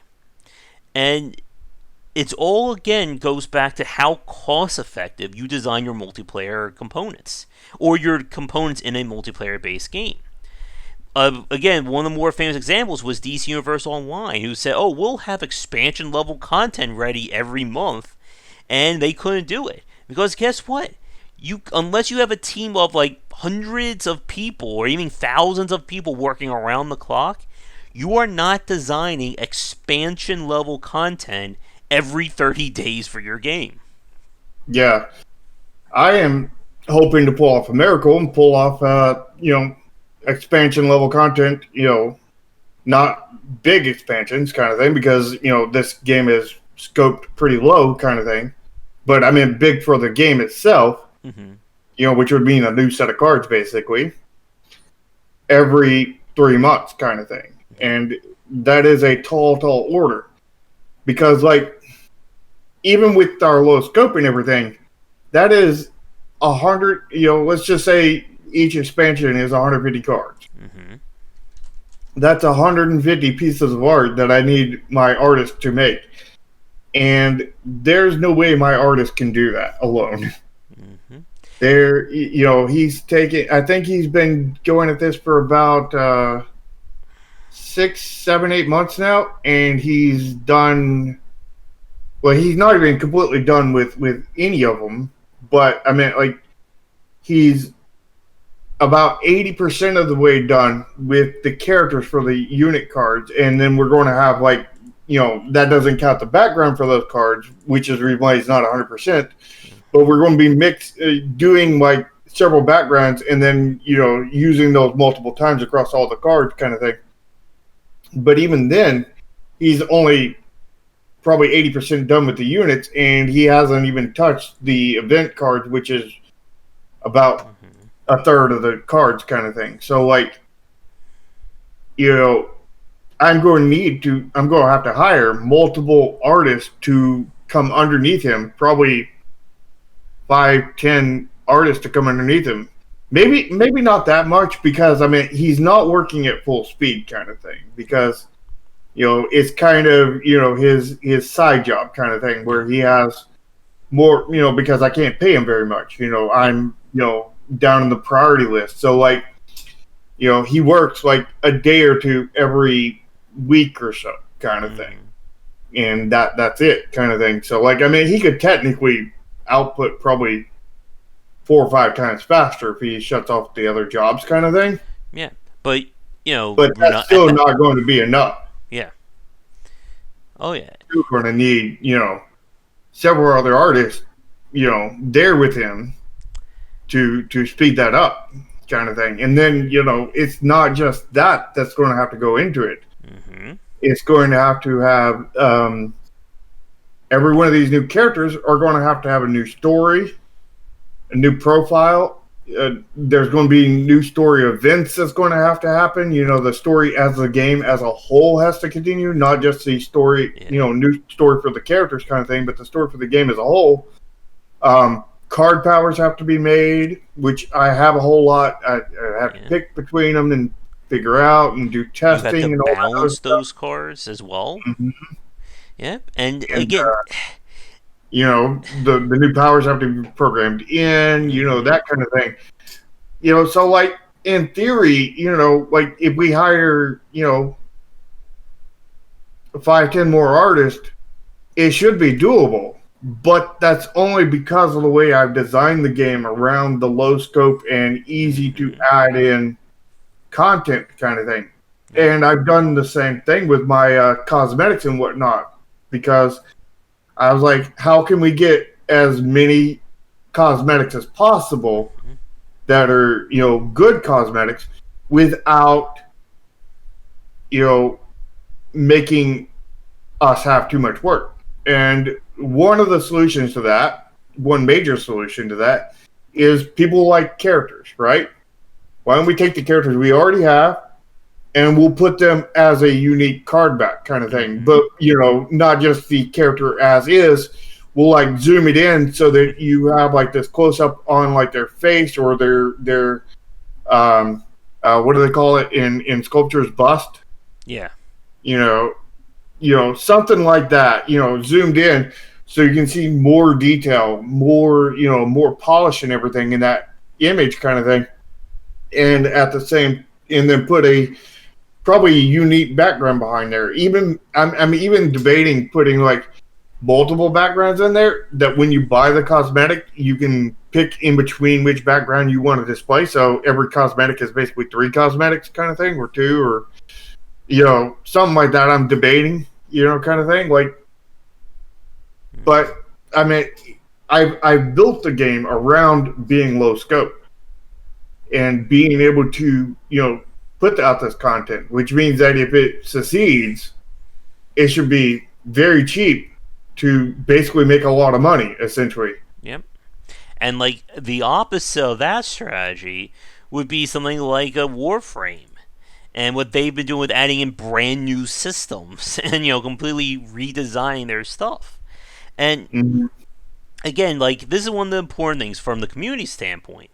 The community always needs to know that you are working on something.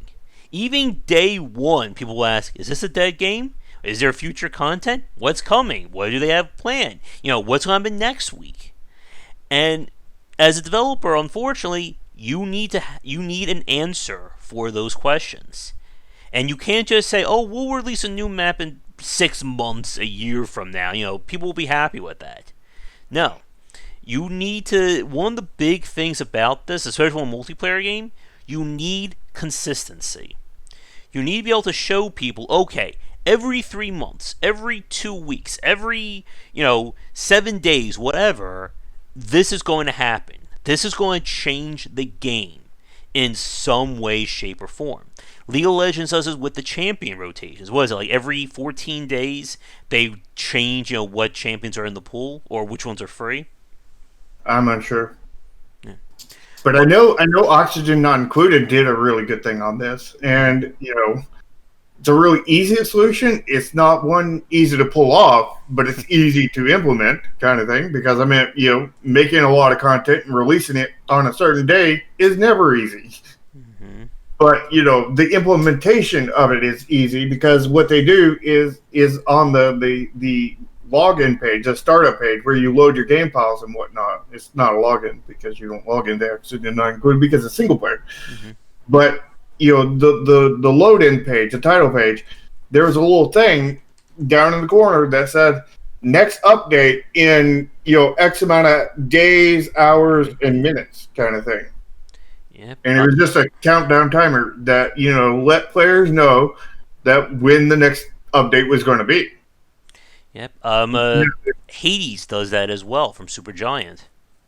Now, then the advantage they have is that they don't have to release with, they're not saying what they're releasing when that comes out, Mm-hmm. They're just saying the next update will be this. So, like, if they have, like, if they plan to do 20 things for that one and they have 10 ready and, they can just release it with those 10. Kind of thing, and everybody's going to be happy as long as it's not too few, kind of thing. Yep. But with a multiplayer game, you release, you're probably going to have to tell them at least something they're going to get. Like for my game, the next set of cards, is coming in 3 months, kind of thing. Mm-hmm. And it's not just the next update, but it's the next set of cards. So if I don't have the next set of cards ready by that date, it's not going to look good. No, it's not. And once you piss off your fans, especially in a multiplayer game, that begins a downward spiral. We saw it with Evolve, unfortunately, that no matter what they did, once, the bleeding began of their fan base, people were not coming back. And this is why, again, that there's always a risk in multiplayer games, because the downward spiral effect is real. And it is very hard. I can't even think of any developer, maybe like Warframe got close to that managed to pull out and recovered once their community started to bleed out like that. Yeah. I'm wondering if there's a safer way than Oxygen Not Included's way. Like, maybe, put a timer up there and be like, the next set will be out in 3-ish months, kind of thing. And then, update it when you're about third way done and be like, it'll be in 2-ish months, kind of thing. Yeah. But again, And, you have to be really careful about this because you do not want people to think you're lying. And like we said, it's such a very finicky relationship with these multiplayer games. When they work, you are basically set for a very long time. But you do anything, black hat, you screw up at all, or you piss off your fan base, and it can all go away within a week. but that black hat is epic level. Mm-hmm. Now, what was I about to say? Oh yeah, and like I said, like when it comes to these multiplayer games, that even if you get a successful game, even if you are the next Fortnite or Fall Guys or Battlefield, Call of Duty, anything along those lines. What was that? Hearthstone. That doesn't mean you're done. And this will be my final point this will be like my final section for our topic.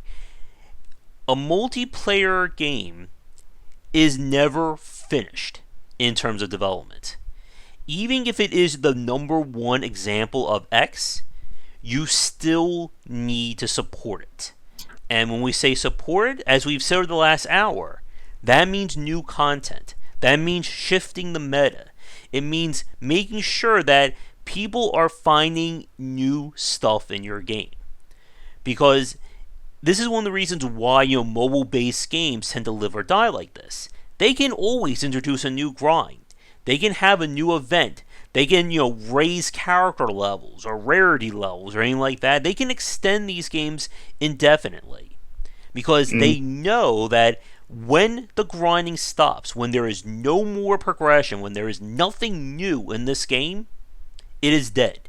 It is 100% dead if the player base is not finding anything new or discovering anything new in this title. Which is the reason why they put level caps to stop the highest ones from progressing any farther. Mm-hmm. And they show that there's stuff after that level cap, but you can't access it yet. Hey, there's a new level of maps here that you can access at level 71. But the level cap is at 70 right now. Oh yeah, they did that with Marvel Strike Force for a good year and a half. Their entire ending of their campaign was locked to level 73 characters or something like that, but the level cap was at level 70. And I'm sure, like right now, they're probably planning on raising the level cap from 75 to 80 at some point. It will probably cost $30 million in game currency. Mm-hmm. And again, there's so much good about these games, but there's also so much bad, and so many ways they can be messed up if you're not careful. Oh yeah, the multiplayer game is, I think, the hardest game to get right, because the fact is there. Once you screw up, you're pretty much screwed for life. Yep. And that screw up may just be that didn't enough people play it on day one. You didn't advertise it enough. You didn't get enough people. Yeah. Which is a reason why seeding your multiplayer is so important. And, what I have to do personally for my multiplayer game. Yep, and it is tough to do because you are competing with a lot of other games. You are competing against time. And that is very tough because a multiplayer game is not the same as a single player. In a single player game, I can load that up at any time during the day and enjoy it. If I want to play your game at 1 o'clock in the afternoon, 5 o'clock in the morning, nobody is telling me, no, you can't play it then. With a multiplayer game, you have to make sure that 24 hours a day, if I want to sign on to your game, I can find a match. Unless you which is want, hard yeah, because if you think about it, do you know how many minutes in a day there is? no, Well, if you're going up a minute wait time kind of thing, and you need two people to do it, mm-hmm. right? So you need two players every minute to have an average of a 1 minute, wait time. And that's when you don't have any matchmaking based on skill or anything, just the matchmaking of a warm body versus a warm body kind of thing. To get an average wait time of 1 minute. And when I say average wait time, I mean as short as 10 seconds and as long as 10 plus minutes to boil down to that 1 minute average. That's going to take, not exactly, but rounded just a slight bit, 3,000 players. Yep. And getting 3,000 players before you launch when you're a no-name developer, Oh, yes. that is insanely hard. And that's what I'm currently going through. Welcome to my hell. Yep. I'm in writer hell, Sharky's in multiplayer hell right now. Yeah, I think my hell's worse than yours. Yeah, mine has a due date at least. Yeah. As an endpoint. And yeah, again, this is the risks of multiplayer. If you pull it off right, you are set. If you screw up in any which way, even if you did everything right and it's still messed up, you're done. Mm-hmm. And again, we saw over the last decade so many developers trying to push into multiplayer. Everybody wanted to be the next World of Warcraft, or the next Team Fortress, or the next League of Legends, or the next Hearthstone, or the next PUBG. And out of all those games, you could probably count on both your hands how many of those games are still around today. Yeah. And I didn't want any of that, I didn't want to do a free-to-play game. I didn't want to do a multiplayer game or anything like that. I wanted to do a game that we could actually get done kind of thing. And, we were working on Project Golem. Things were progressing and everything. And then programming became a sore point to where, my programmer didn't have as much time to program. So it's like, we need to swap to something that's less programmer. So we swapped, we were looking for something to swap. He recommended, a little, game that he'd been working on, just for fun in the side, which was Project Triad. And looked at it, and I was like, we played it a little bit. I was like, that was pretty fun. Let's I wasn't, up and down about it like this is the most amazing game ever. But then I took it to my testers and everything. They played it nonstop for like 6 hours. I was like, okay, we have something here. Mm-hmm. And I was like, okay, we're going to have to run with this. And, this is going to have to be multiplayer. Yep. And seeing how seeing how everything is, going, it's going to have to be free to play too. And I really didn't want to go into free play, but I wanted to make this game, and it was the only one within scope for us at that time. Yep. And, little did I know how much the actual multiplayer is actually going to completely screw us if we don't get that 3,000 players. And, using my analytics skills, that, I figured out why Chromasia failed before, after a release kind of thing. The word of the day, by the way. The thing I did was like, I wonder if I can do that same thing for Project Triad before we actually release. And I did that, and I seen the big glaring issue of having, needing 3K players. Like, okay, I need to start addressing that as soon as possible. Yep. And again, there's so much that factors in. I'm sure we'll be bringing up multiplayer and multiplayer design in future shows and topics here. Because yeah, maybe we'll eventually get, somebody professional in the industry that, just became a professional in the industry for, made, have one of the biggest games ever, maybe we'll have somebody like that as an exclusive, Yeah. podcasts, and maybe we can get them on for weekly cast on Sundays kind of thing. Yeah. And that's the thing about these kinds of designs, that I've played a lot of very interesting multiplayer games over the last 10 years. And the problem is that if 5, 10 people love your game, or even if you get a small community, if you get like a hardcore community, let's say for instance, like Shark's Den getting 3,000 people. Let's say through good design, good work, you get those 3,000 people, but then you get nobody else. If it becomes just a closed loop community or a closed knit community like that, that's also a failure, because Hmm. it means that you are now tethered to those 3,000 people because nobody Just else like is joining. adventure games are now. What was that? Just like adventure games are now. Yep. So if you can't get those people, you're done, because there's no one else joining that game. And getting new people to join a multiplayer game after it's been out for 6 months, a year, 3 years, whatever, is insanely difficult.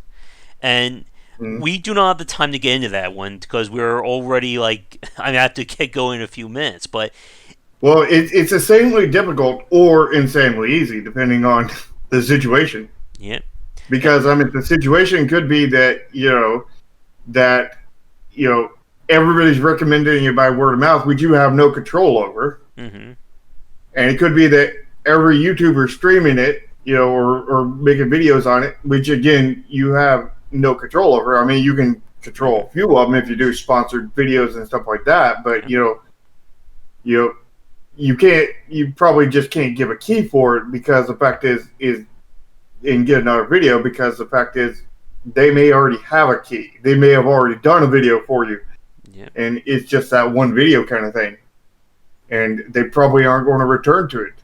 yeah, So like you know you know getting cre- you know people that repeatedly stream it kind of thing, like people repeatedly stream like Magic the Gathering and Hearthstone all the time. Call of Duty, Uh-huh. Fortnite, and so on. Yeah, that, and again, that is the beauty of these multiplayer games. That if you can get like your own ninja, who's going to bring in hundreds of thousands of eyes on your game on a day-to-day basis, that is free marketing. That you don't have to do a damn thing for. Mm-hmm. So again, Shark, there's your answer. Just get Ninja to play Project Triad. Yeah, every day, Exactly. forever. Yep, and then you'll be set. You don't have to do anything else. Probably, but I'm not the closest friends with Ninja until you become the next Ninja, and Okay. then you can stream it every day. Mm-hmm. I'll become the next Doctor Disrespect.